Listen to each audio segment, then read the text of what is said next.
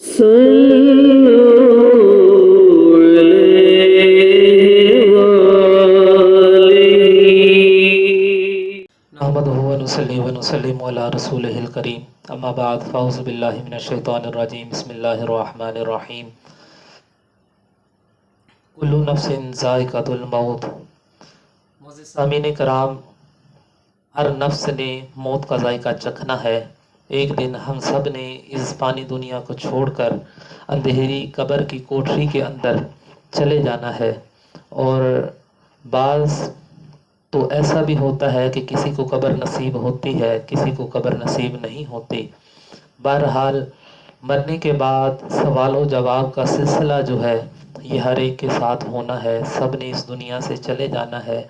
یہ دنیا رہنے کی جگہ نہیں ہے، یہاں سے ہم نے منتقل ہونا ہے اور اپنے اصل گھر کی طرف لوٹ کر جانا ہے۔ اور انسان کا اصل گھر جو ہے یہ دنیا نہیں ہے، بلکہ حضرت انسان کی اصل جو رہنے کی جگہ ہے وہ جنت ہے۔ اور کیونکہ ہم جنت سے آئے ہیں تو ہم نے جنت میں ہی جانا ہے، تو اپنے گھر میں جانے کے لیے اس کی تیاری ہم نے کرنی ہے۔ تو جب کوئی انسان فوت ہوتا ہے تو ترمذی شریف کے اندر یہ الفاظ موجود ہیں کہ پہلا سوال ہوگا من ربو کا، بتا تیرا رب کون ہے۔ دوسرا سوال ہوگا ما دینو کا، بتا تیرا دین کیا ہے۔ اور تیسرا سوال ہوگا رسول اللہ صلی اللہ تعالیٰ علیہ وآلہ وسلم کی قبر انور سے لے کر اس کی قبر تک تمام پردوں کو ہٹا دیا جائے گا، اور تمام مکاتب فکر کے لوگ جو ہیں، تمام مسلک کے لوگ جو ہیں، تمام فرقہ کے لوگ جو ہیں وہ اس بات سے اتفاق کرتے ہیں، اس حدیث کو مانتے ہیں۔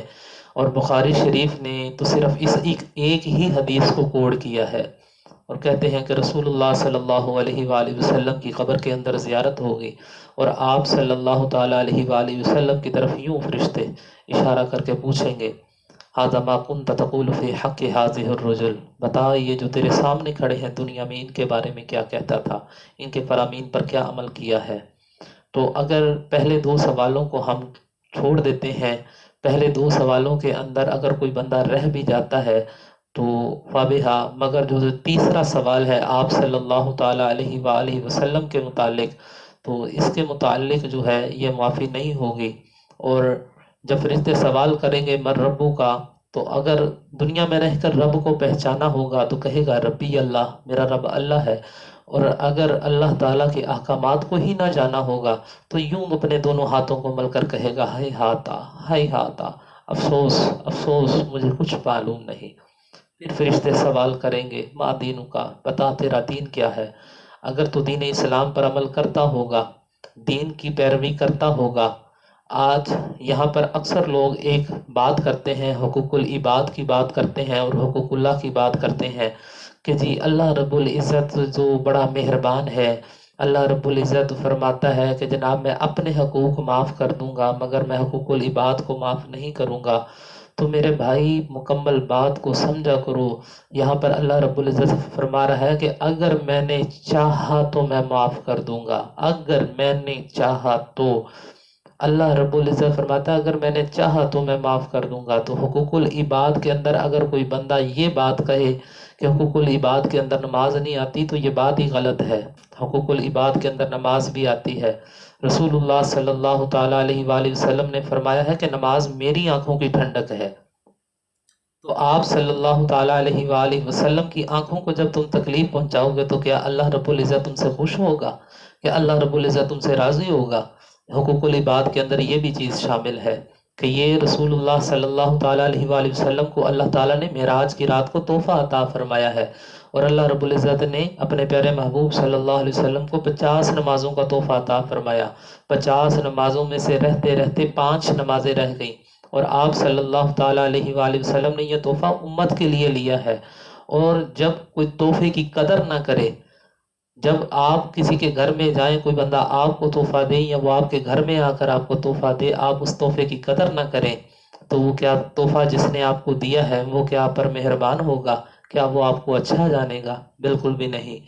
اس لیے نماز جو ہے یہ دین کا ستون بھی ہے۔ تو جب قبر کے اندر سوال ہوگا ما دینو کا، بتا تیرا دین کیا ہے، تو جب دین اسلام کا ستون جو ہے نماز جو ہے اس کو مضبوطی سے پکڑا ہی نہیں تو پھر دونوں ہاتھوں سے مل کر کرو گے ہائے ہاتھ افسوس مجھے کچھ معلوم نہیں۔